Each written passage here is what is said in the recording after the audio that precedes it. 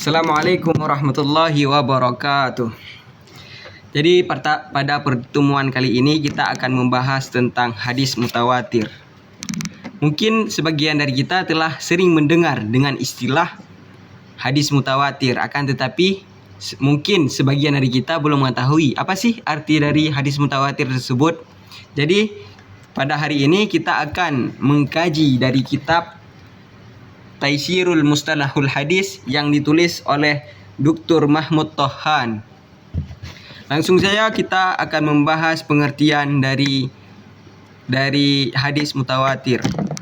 Secara lughatan, wa ismun fa'il mushtaqun min tawaturi ay tatabu'i.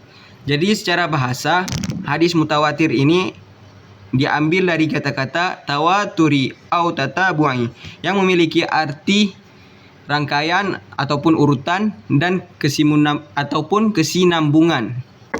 Sedangkan secara istilah, huwa ma rawahu adadun katsir tuhilul adah tawatu'ihim 'alal kadzib. Jadi hadis ini adalah hadis yang diriwayatkan oleh banyak perawi. Setiap tawakohnya diriwayatkan oleh banyak perawi dan dipastikan mustahil adanya sebuah kebohongan dalam hadis tersebut. Karena hadis ini diriwayatkan oleh banyak perawi, jadi mustahil para perawi-perawi tersebut berniat mufakat jahat untuk membuat kebohongan dalam hadis tersebut. Lalu hadis tersebut dibagi pada dua jenis. Yang pertama, tawaturil lafzi, yang kedua tawaturil ma'nawi. Tawaturil lafzi huwa ma tawaturi lafzihi wa ma'nahu. Jadi hadis mutawatir lafzi ini hadisnya lafaz dan maknanya diriwayatkan secara mutawatir. Jadi setiap perawi yang banyak-banyak perawi tersebut meriwayatkan hadis dengan lafaz dan makna yang sama. Contohnya pada hadis Nabi, man kadzdzaba alayya muta'ammidan falyatabawwa maq'aduhu minan nar. Jadi semua perawi meriwayatkan hadis ini dengan lafaz dan maknanya yang sama.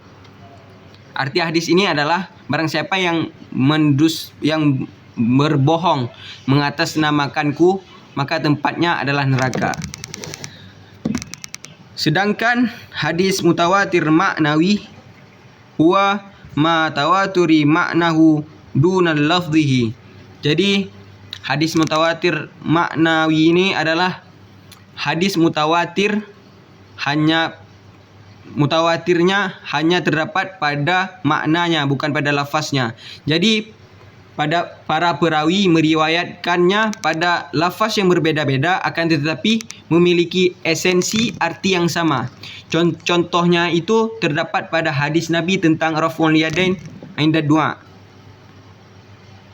Jadi ada sebagian ulama ada sebagian perawi yang meriwayatkan hadisnya dengan lafaz yang berbeda dan perawi yang lain meriwayatkannya dengan lafaz yang berbeda, akan tetapi memiliki esensi makna yang sama.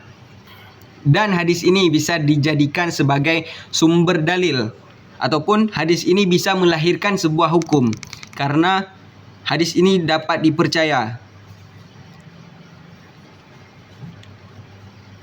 Mungkin hanya itu pembahasan pada pertemuan kali ini. Saya memohon maaf atas semua kesalahan kata saya.